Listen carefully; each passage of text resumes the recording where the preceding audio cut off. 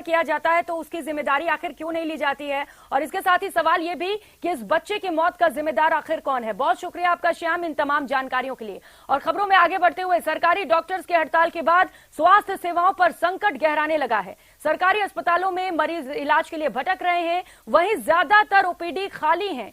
आप प्रदेश के 4 अस्पतालों की तस्वीरें देखेंगे कि किस कदर व्यवस्थाओं का बुरा हाल है। एसएमएस अस्पताल से जयपुर से ये पहली तस्वीर, राजधानी से एम्स जोधपुर से ये तस्वीर आपको दिखा रहे हैं, आरबीएम अस्पताल भरतपुर से तस्वीर है और जिला अस्पताल दौसा से ये तस्वीरें आप देख पा रहे हैं कि किस कदर जो व्यवस्थाएं हैं वो चरमराई हुई हैं। मरीज बेहाल हैं, लेकिन बावजूद इसके न डॉक्टर्स मानने को तैयार हैं न सरकार।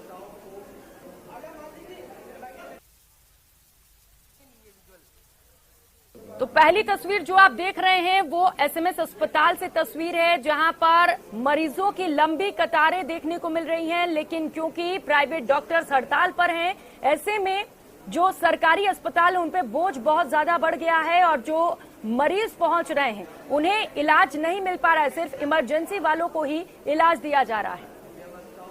तो राइट टू हेल्थ बिल के खिलाफ निजी डॉक्टर्स का हड़ताल लगातार जारी है और इस आंदोलन से जुड़ी इस वक्त की बड़ी खबर आपको बता दें, तकरीबन 10 दिन से निजी डॉक्टर्स आंदोलन कर रहे हैं। निजी डॉक्टर्स के आंदोलन से स्वास्थ्य सेवाएं जो हैं वो पूरी तरीके से प्रभावित हो चली हैं। रेसिडेंट डॉक्टर्स के समर्थन से भी व्यवस्थाएं लगातार बिगड़ती चली जा रही हैं। एसएमएस अस्पताल में रोजाना तकरीबन 600 ऑपरेशन होते हैं और करीब 150 मेजर और 450 माइनर ऑपरेशन होते हैं। रैली वाले दिन महज 209 ऑपरेशन किए गए। आप अंदाजा लगा सकते हैं कि ऑपरेशन तक नहीं किए जा रहे हैं वहां पर।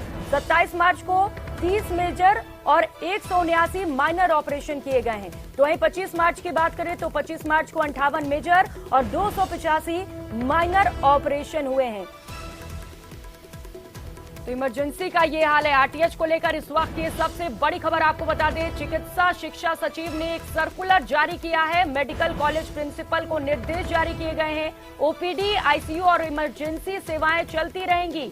प्रसूति रोग से जुड़ी सेवाएं भी लगातार चलती रहें, इसे लेकर दिशा निर्देश दिए गए हैं।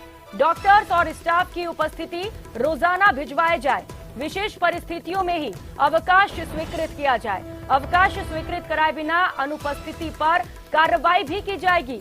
तो वहीं रेसिडेंट्स द्वारा कर्तव्य में लापरवाही, राजकीय संपत्ति को नुकसान और मरीज और परिजनों से दुर्व्यवहार पर रजिस्ट्रेशन भी रद्द की जाएगी। कार्य बहिष्कार करने पर अनुशासनात्मक कार्रवाई भी की जाएगी।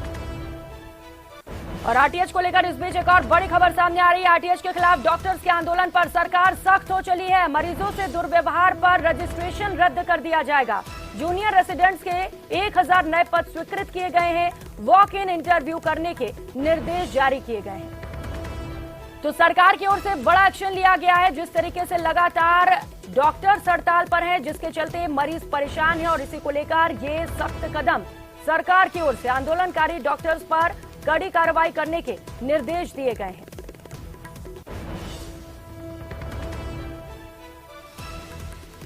तो अगर कोई भी डॉक्टर मरीजों के साथ दुर्व्यवहार करते हुए पाया जाता है तो उसके रजिस्ट्रेशन को रद्द कर दिया जाएगा। ये बड़ा एक्शन सरकार की ओर से लिया गया है। दिशा निर्देश जारी किए गए हैं कि अगर कोई भी डॉक्टर, कोई भी अस्पताल मरीजों से दुर्व्यवहार करता है तो इस स्थिति में उसके रजिस्ट्रेशन को रद्द कर दिया जाएगा।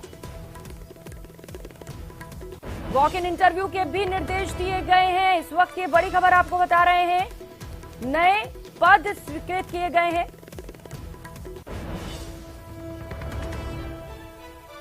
जूनियर रेसिडेंट्स के 1000 नए पद स्वीकृत किए गए हैं। और अलग अलग सहयोगी इस वक्त हमारे साथ जुड़ चुके हैं ज्यादा जानकारी के साथ। सौरभ गृहस्थी इस वक्त एसएमएस अस्पताल में है, जो कि हमारे साथ जुड़ चुके हैं। इसके साथ ही दीपक पुरी पीबीएम अस्पताल में इस वक्त मौजूद है, भरतपुर से सहयोगी हैं। रंजन दवे जो कि एमडीएम अस्पताल में इस वक्त मौजूद है, जोधपुर से। और इसके साथ ही अलग अलग सहयोगी हमारे साथ जुड़ते चले जाएंगे। लेकिन सबसे पहले सौरभ, आपके पास आते हुए एसएमएस अस्पताल में क्या स्थिति है? हम देख रहे हैं कई दिनों से डॉक्टर्स हड़ताल कर रहे हैं, मरीज बेहाल हैं। अब नए दिशा निर्देश सरकार की ओर से जारी किए गए हैं, कितना असर दिख रहा है इसका?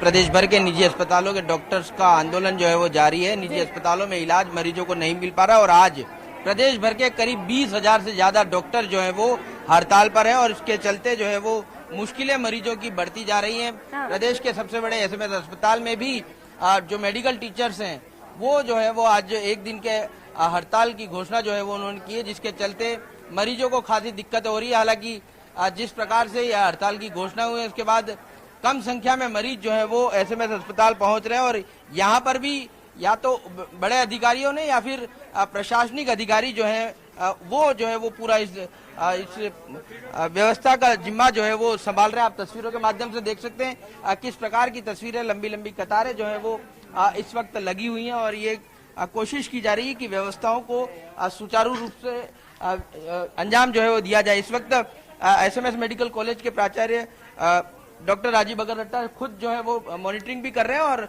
मरीजों का इलाज भी इस वक्त कर रहे हैं। सर, जानना चाहेंगे किस प्रकार के इंतजाम जो है वो किए गए हैं, आज व्यवस्थाओं को किस प्रकार से सुचारू रखा जा रहा है?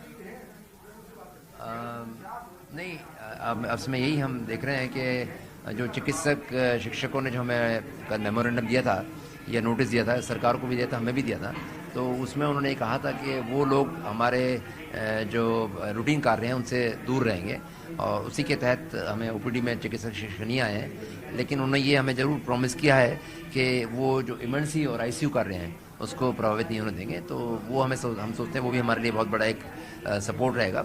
और इसी सब को देखते हुए हमारे सारे जो हम प्रिंसिपल और सारे डिस्ट्रिक्ट प्रिंसिपल्स को ये निर्देश हमने कल प्लान बना लिया था कि वो लोग सारे ओपीडी में रोगियों को देखेंगे जिससे रोगियों को दिक्कत ना आए।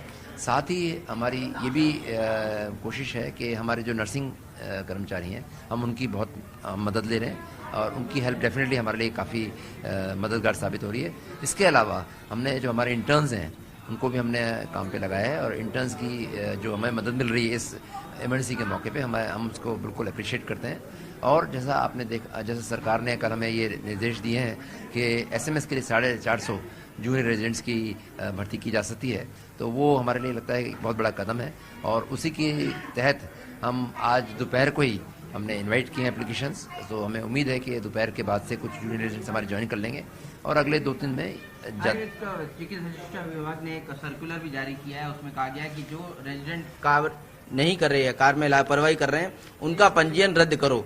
ऐसे में आप लोग किस प्रकार की कार्रवाई उन रेजिडेंट पे कर रहे हैं जो पिछले 10 दिन से स्ट्राइक कर रहे हैं? देखिए, अभी हम उनका डेटा पूरा कलेक्ट कर रहे हैं कि क्योंकि कुछ रेजिडेंट्स अभी भी हमारे पास ऐसे डेटा है, कुछ रेजिडेंट्स आ रहे हैं, तो एक बार जब ये डेटा कलेक्शन हो जाएगा उसका एनालाइज करके फिर जैसा भी इनका हम कर सकेंगे, बहुत सारे हमारे पास तरीके हैं इनको अनुशासनात्मक कार्य करने के, तो जो भी उनमें से अप्रोप्रिएट होगा वो उनके लिए। आज ऑपरेशन भी कहीं टलेंगे सर? क्योंकि देखिए, इमरजेंसी ऑपरेशन अभी तक नहीं चल रहे हैं, कोई से भी इमरजेंसी ऑपरेशन चल रहे हैं, इसका जीता जागता उदाहरण आपके सामने है। परसों ही हमारे यहाँ जो कार्डियोलॉजी है उसमें एक विधायकगण हमारे पास आए, एक विधायक आए थे, उनकी रातों रात एंजियोप्लास्टी की गई। अटैक से ग्रसित थे लेकिन उनकी रातों रात एंजियोप्लास्टी की गई and he is absolutely fine. So ये प्रोसीजर नहीं चल रहे हैं। कल हमारा ऑपरेशन डे था, कल हमने अपने ऑपरेशन किए हैं कार्डियोलॉजी में। सो मैं समझता हूँ कि कल आज आपने एक न्यूज़ ये भी थी कि हमारे रोबोटिक सर्जरी तक कल हुई है। सो ये सब यही दिखाता है कि हम अपनी तरफ से कोशिश कर रहे हैं कि इमरजेंसी तो करें पर जहां तक हो सके रूटीन सर्जरी भी करें। ये देखिए, ये डॉक्टर राजीव बगरट्टा जो मेडिकल कॉलेज के प्राचार्य हैं, इस वक्त डॉक्टर प्रदीप शर्मा भी हमारे साथ मौजूद हैं जो एसएमएस अस्पताल के अतिरिक्त अधीक्षक हैं और यहाँ पर व्यवस्थाओं का जिम्मा जो है वो संभाले हुए हैं। प्रदीप जी, किस प्रकार की व्यवस्था चारों तरफ दिख रही है? आज मरीज वैसे कम है बाकी दिनों की तुलना में? देखिए, बाकी दिनों की कई फेस्टिवल का सीजन भी चल रहा है और आपके चैनल्स के माध्यम से, अखबार के माध्यम से लोग भी सोचते हैं कि आज स्ट्राइक है, पर हमने अपनी तरफ से पूरी व्यवस्था कर रखी है। कितने भी मरीज रूटीन ओपीडी की तरह आए तो आप देख पा रहे हैं हमारी ओपीडीज में सब जगह चिकित्सक उपलब्ध हैं। सारी समुचित व्यवस्थाएं सारे मरीजों को उपलब्ध करवाने के लिए हमारी सारी चिकित्सा विभाग की पूरी टीम लगी हुई है। की ओर से किए जा रहे हैं, लेकिन जो जमीनी स्तर पर हम देख पा रहे हैं, ग्राउंड लेवल से जो रिपोर्ट सामने आ रही है, जो खबरें सामने आ रही है, वो परेशान करने वाली है। मरीजों को सही मायने में इलाज नहीं मिल पा रहे हैं। दीपक पुरी पीबीएम अस्पताल में इस वक्त मौजूद है। दीपक, पीबीएम अस्पताल से क्या तस्वीरें हैं? क्या वहां इलाज मिल पा रहा है लोगों को? किस तरीके की व्यवस्थाएं वहां पर?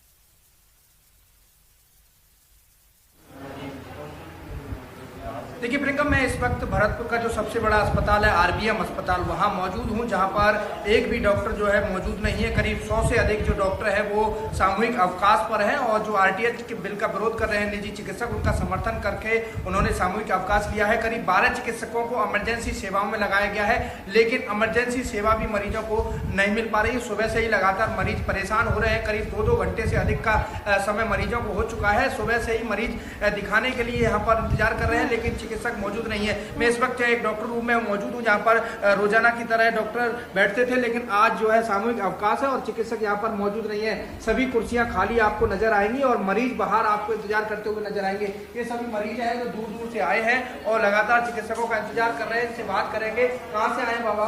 अलीपुर से आए सर। कितना टाइम हो गया आपको? करीब घंटा 1.5 घंटा है यहाँ पे। तो डॉक्टर तो है नहीं, कैसे दिखाएंगे? नहीं है साहब, क्या करें, मजबूरी है, क्या दिखाने जब डॉक्टर नहीं मिले तो वापस जाना पड़ा। जानकारी की कि डॉक्टर क्यों नहीं है? ना की साहब, कोई नहीं बताता सर। यहाँ जो कहते हैं कि हड़ताल कर रखी है, जानकारी की हड़ताल कर रखी है, ऐसे बोलते हैं। तो देखिए हड़ताल से जो है इनको परेशानी हो रही है। ये काफी समय से इंतजार कर रही है। कहाँ से आए हो आप? इंदिरानगर से। तो दिखाने आए हो? बिल्कुल दीपक, हड़ताल से मरीजों को परेशानी हो रही है। हालांकि सरकार ने कई दिशा निर्देश जारी किए हैं कि जो डॉक्टर बिना परमिट लिए या बिना साफ तौर पे बताए छुट्टी पर जाते हैं, उनके खिलाफ भी कार्रवाई करनी चाहिए। हालांकि देखने वाली बात ये होगी कि किन किन डॉक्टर्स पर कार्रवाई की जाती है। रंजन दवे एमडीएम अस्पताल में इस वक्त मौजूद हैं। रंजन, क्योंकि मरीज परेशान है, डॉक्टर्स बड़े हड़ताल पर चले गए हों, लेकिन बीमारी पूछकर तो नहीं आती है, किस तरीके से वहां पर तस्वीरें हैं?